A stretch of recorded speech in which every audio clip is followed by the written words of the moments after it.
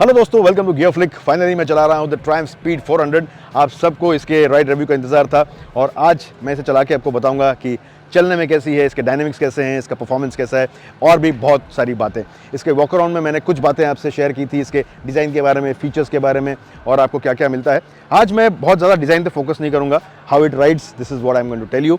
कुछ बातें मैं आपके साथ अभी शेयर करने वाला हूं और इससे पहले अगर आप पहली बार चैनल पे आए हैं तो गियर फ्लिक को सब्सक्राइब ज़रूर कर लीजिए, क्योंकि ऑथेंटिक और जेन्युइन रिव्यूज़ आपको यहीं मिलेंगे। तो जैसा कि आप देख सकते हैं, द स्पीड 400 एक बहुत ही गुड लुकिंग मोटरसाइकिल है, बहुत वेल फिनिश्ड है। ये सारी बातें मैं आपको ऑलरेडी बता चुका हूँ, तो मैं उस पर ज़्यादा फोकस नहीं करूँगा। कुछ बातें मैं आपको बताना चाहता हूँ जो ध्यान देने लायक है, और वो ये है कि एक एक पुर्जा जो है इस बाइक का, एक एक पार्ट जो है इस बाइक का बहुत ही क्राफ्टफुली बनाया गया है। फॉर एग्जांपल आप इसके इंजन के फिन्स को देखिए, इनके जो गैप्स हैं ये सेपरेट हैं ताकि इसका साइज़ जो है बड़ा दिखे। इसके जो इंजन केसिंग है, इसकी फिट और फिनिश भी आप देखेंगे तो बहुत ही बढ़िया तरीके से बनाई गई है। The paint quality is fantastic. और जिस तरह से इसकी सीट को आप देखें तो सीट की फिनिशिंग जो है, जो स्टिचिंग है, वो एकदम परफेक्ट है। आपको कोई भी कहीं ऊपर नीचे नहीं दिखाई देगा। जिस तरह से इसका क्रैब हैंडल है, वेरी वेल फिनिश्ड, कहीं भी कोई शार्प एजेस आपको दिखाई नहीं देंगे। और वहीं इसके हम एग्जॉस्ट को देखें तो ये एग्जॉस्ट भी बहुत ही स्पेशल तरीके से बनाया गया है। यहाँ पे आपको कोई भी वेल्डिंग मार्क्स नहीं दिखेंगे, क्योंकि ये हाइड्रोफॉर्मिंग से बना हुआ है और ये जो प्रोसेस होता है ये काफ़ी एक्सपेंसिव होता है।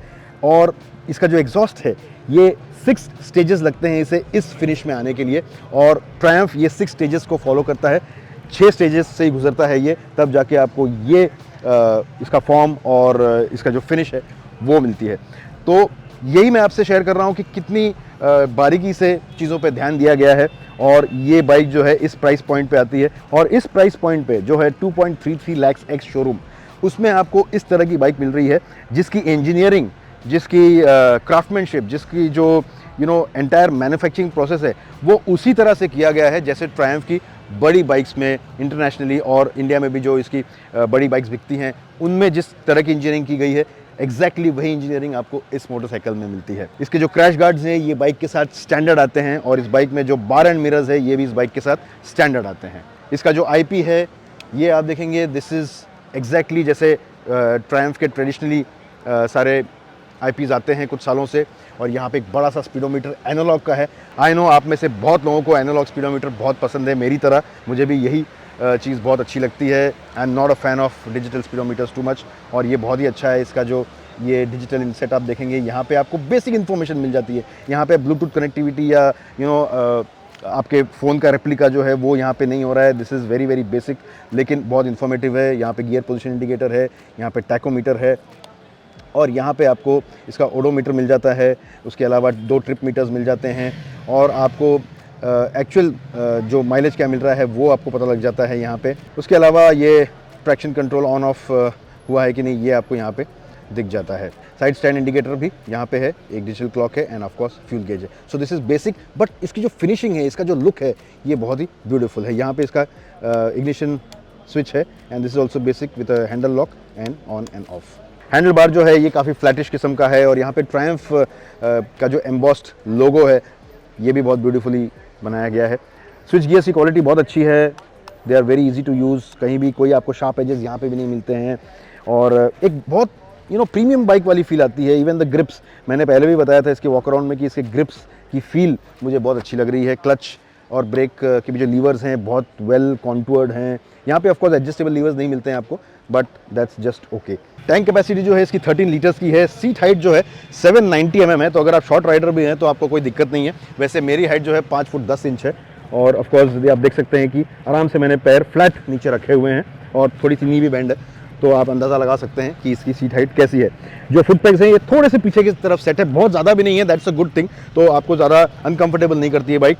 और राइडिंग पोस्चर जो है इस तरह से आपको बहुत लीन नहीं करना पड़ता है, थोड़ा सा अपराइट है, एंड इसीलिए ये ज़्यादा कंफर्टेबल भी फील हो रही है। और जैसे मैंने आपको पिछले वीडियो में बताया है कि 43 mm के अपसाइड डाउन फोक्स इसमें आते हैं फ्रंट में, और क्लासिक स्टाइल्ड बाइक होने के बावजूद भी इसमें एक मोनोशॉक आता है जिसमें आपको 10 स्टेप का एडजस्टमेंट मिलता है।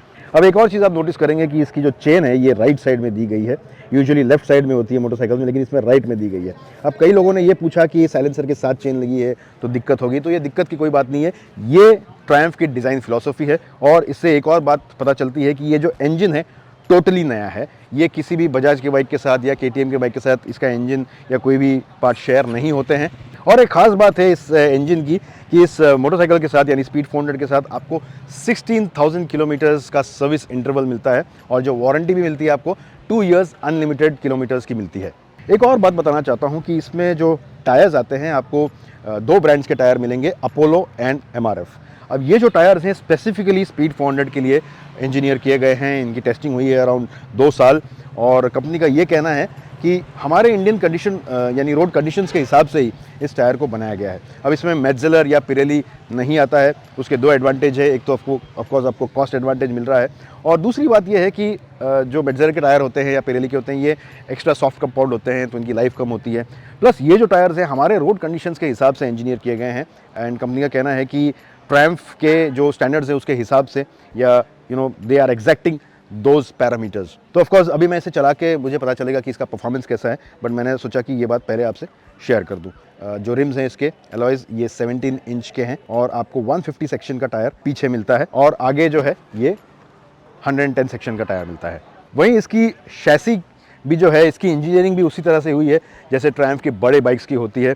यहाँ पे टैंक के नीचे देयर आर डबल ट्यूब्स जिसकी वजह से जो रिजिडिटी है, जो स्ट्रेंथ है इसकी शैसी की ये और बढ़ जाती है। तो कोई भी कॉर्नर्स कट नहीं किए गए हैं। जिस तरह से ट्रायम्फ की बड़ी बाइक्स बनती है उसी तरह से इसे भी इंजीनियर किया गया है और ये स्पीड 400 की सबसे खास बात है। तो अभी मैं इसे राइड करके आया हूँ खपोली से और हम पहुँचे हैं बजाज ऑटो के प्लांट में एट चाकन। ये राइड लगभग 50-60 किलोमीटर की राइड थी और इसमें बहुत मज़ा आया है। तो जैसा कि आप जानते हैं इसका जो इंजन है ये 400 सीसी का single cylinder liquid cooled engine है और इसमें 40 PS का पावर है जो 8000 RPM पे आता है और इसमें 37.5 Nm का टॉर्क है जो 6500 RPM पे आता है। अब राइड करते समय जो कुछ चीज़ें मुझे नज़र आई इस बाइक में वो एक तो ये है कि ये बहुत ही राइडेबल बाइक है। राइडेबल का मतलब ये है कि आप इसे आसानी से चला सकते हैं। आपको इस बाइक को रेव करने की ज़रूरत नहीं है बहुत ज़्यादा। अब इसके टॉर्क फिगर पर अगर ध्यान दें तो जो 37.5 Nm का टॉर्क है एट 6500 RPM ये इसका पीक टॉर्क है।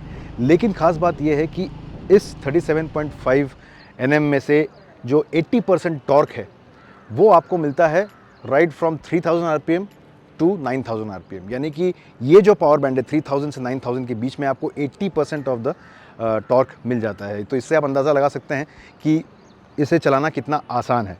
अब मैं आपको एक एग्जांपल देता हूँ। 40 किलोमीटर्स के स्पीड से आप इसे 5th गियर में आराम से चला सकते हैं without any jerks, without any knocking. कोई भी आपको झटके नहीं महसूस होते हैं, बहुत स्मूथली चलती है। और वहाँ से अगर आपको ओवरटेक करना है या फिर आप थ्रॉटल ओपन करते हैं तो ईजिली बाइक पुल कर लेती है। तो ये इसकी एक ख़ास बात है। इसलिए मैं कह रहा था कि जो राइडेबिलिटी है इसकी बहुत ही अच्छी है।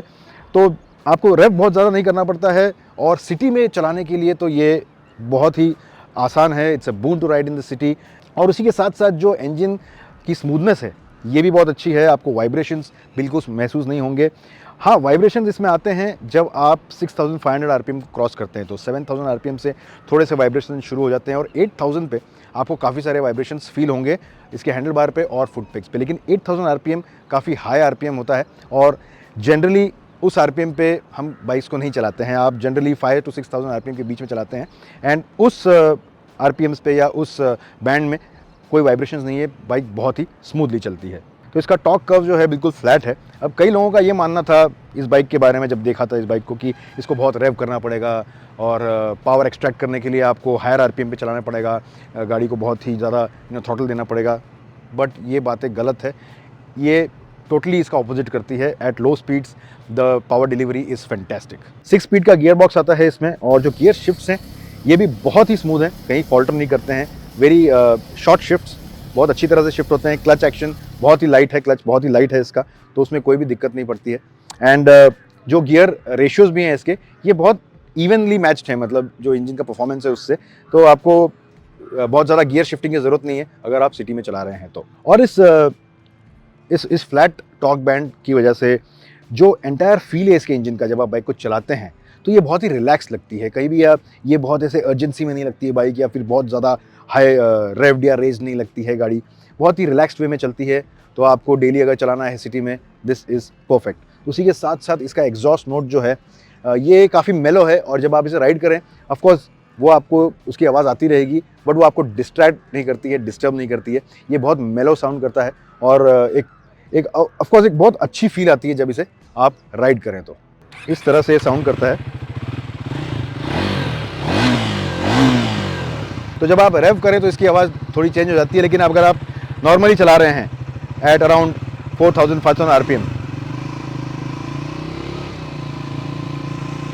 तो इस तरह की एक साउंड आपको हमेशा आएगी and that sounds very good, feels very nice.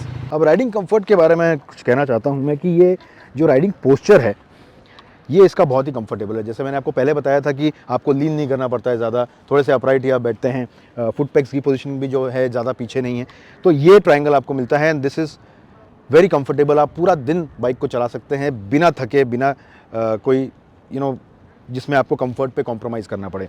उसी के साथ साथ सीट इसकी काफ़ी अच्छी है, जो विड्थ है सीट की दिस इज़ परफेक्ट, और जो कुशनिंग भी है ये भी मुझे काफ़ी अच्छी लगी। तो आप दिन भर इस बाइक को चला सकते हैं, आपको कोई दिक्कत महसूस नहीं होगी। एक और चीज़ जो बहुत पसंद आई मुझे वो इसके ब्रेक्स हैं। The bite is very nice, और जो स्पीड का रिटार्डेशन है ये भी बहुत अच्छी तरह होता है। फ्रंट और रियर दोनों जो सिंक है दोनों ब्रेक्स में, ये बहुत ही अच्छा है। और इसी के साथ साथ जो ज्योमेट्री है इस बाइक की राइडिंग के टाइम पे, जो डायनामिक्स हैं इसके, ये भी बहुत अच्छे हैं। Straight line stability is perfect, कहीं भी मुझे कोई प्रॉब्लम नहीं नज़र आई उसमें। मैं इसे 120-130 पे भी क्रूज़ किया, फिर भी मुझे कोई दिक्कत इसमें महसूस नहीं हुई। एंड एक कॉन्फिडेंस जो आपको ओवरऑल मिलता है, not only at high speeds, बल्कि आप अगर नॉर्मल राइडिंग भी कर रहे हैं तो एक जो कॉन्फिडेंस होता है कि जो आप सोचते हैं कि मुझे ब्रेक कब अप्लाई करना है और मुझे एक्सलेरेट कब करना है, कब ओवरटेक करना है, वो एक एंटायर ईज़ ऑफ यूजेज जो है वो इस बाइक में आपको बहुत सारा मिलेगा and this thing I like a lot. अब मैंने इस बाइक को मोस्टली टामैक पे ही चलाया है, लेकिन काफ़ी सारे अनइवन सेक्शंस थे, थोड़े से पॉटहोल्स भी आए थे, और वहाँ पे मुझे इसका सस्पेंशन का जो परफॉर्मेंस है ये बहुत अच्छा लगा है, क्योंकि ये एंडुलेशंस को ईजिली एब्जॉर्ब कर लेता है। The bike is well suspended, और बहुत ज़्यादा स्टिफ भी नहीं लगती है, और वहीं बहुत ज़्यादा सॉफ्ट भी नहीं है, वॉबली नहीं लगती है। कहीं पे भी आप कॉर्नरिंग भी कर रहे हैं तो ये इसका जो सस्पेंशन का बिहेवियर है ये बहुत ही परफेक्ट, नियर परफेक्ट है ये।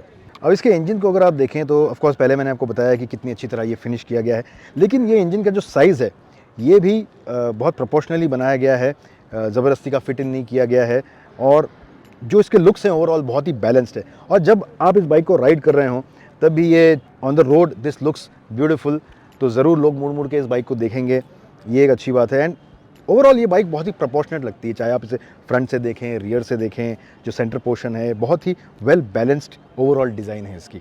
अब इसकी जो हेडलाइट है इसकी डिज़ाइन भी बहुत ही अच्छी है, और हालांकि मैंने इसे रात में नहीं चलाया है, लेकिन ब्राइटनेस काफ़ी अच्छी है क्योंकि दूर से ये नज़र आ जाती है, और इसलिए आई एक्सपेक्ट कि इसकी जो हेडलाइट होगी ये काफ़ी अच्छी होगी। लेकिन इसके बारे में मैं आपको बाद में बताऊँगा, जब इसमें सिटी राइड करूंगा, इसका एक सिटी रिव्यू करेंगे, तब मैं आपको बताऊंगा इसकी हेडलाइट कैसी है। एक और चीज़ आप नोटिस करेंगे कि इसमें जो हैज़ार्ड वार्निंग की लाइट दी है, अगर उसे आप स्विच ऑन करेंगे तो इसका हैज़ार्ड लाइट चालू नहीं होता है।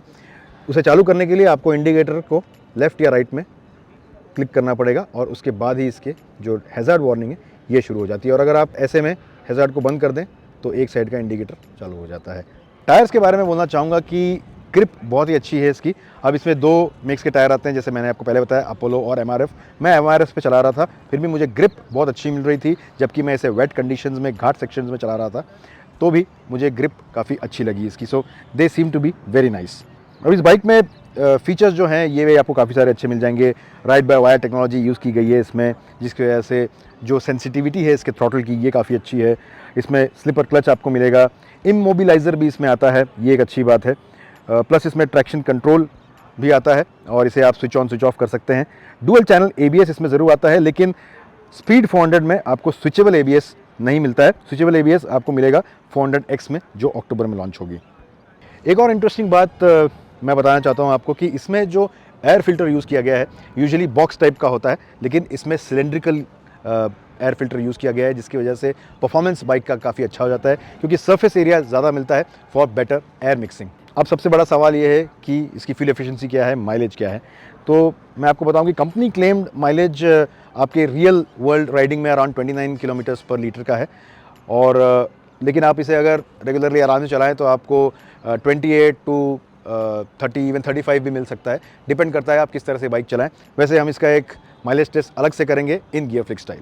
अब राइड करते समय ये काफ़ी एजाइल भी लगती है बाइक, क्योंकि इसका जो वेट है, कर्ब वेट, ये 176 केजीज़ का है, जो एक 400 सीसी के बाइक के हिसाब से काफ़ी अच्छा है। ग्राउंड क्लियरेंस जो है इसका 158 mm का है और आपको इसमें कोई भी दिक्कत महसूस नहीं होगी। अब पावर टू वेट रेशियो जो इस बाइक का है ये है 227 PS पर टन, जो इस कैटेगरी में सबसे ज़्यादा है। यानी इस प्राइस ब्रैकेट में जितने भी मोटरसाइकिल्स आते हैं उनमें से सबसे ज़्यादा आपको पावर टू वेट रेशियो मिलेगा, और ये चीज़ जो है इस बाइक के बारे में बहुत कुछ बताती है। तो ये थी कुछ बातें ट्रायम्फ स्पीड 400 के बारे में। आप हमें बताइए कि स्पीड 400 आपको कैसी लग रही है, क्या आप इसे खरीदना चाहेंगे या नहीं। वैसे एक बात मैं बता दूं, जो आप लोग सब सवाल पूछना चाहते हैं कि इसका मेंटेनेंस कॉस्ट क्या होगा, तो कंपनी का ये कहना है कि अगर हम ओवर 3 इयर्स देखें, 3 इयर्स के पीरियड में देखें, तो इसके जो सर्विस कॉस्ट हैं ये एक ऑर्डिनरी रॉयल एनफील्ड से भी कम होंगे। ये कंपनी का कहना है, अब देखना है कि ये इस पर खरी उतरती है या नहीं। ये बाइक आपको कैसे लगी हमें कमेंट में ज़रूर बताएं, और ये भी बताइए कि क्या आप इसे खरीदना चाहेंगे या नहीं। इस वीडियो को लाइक कीजिए, शेयर कीजिए, गियर फ्री को सब्सक्राइब करना ना भूलें। फिर मिलेंगे बहुत जल्दी ऐसे एक वीडियो के साथ। जब भी बाइक चलाएं सेफली चलाएं और हेलमेट ज़रूर पहनिए।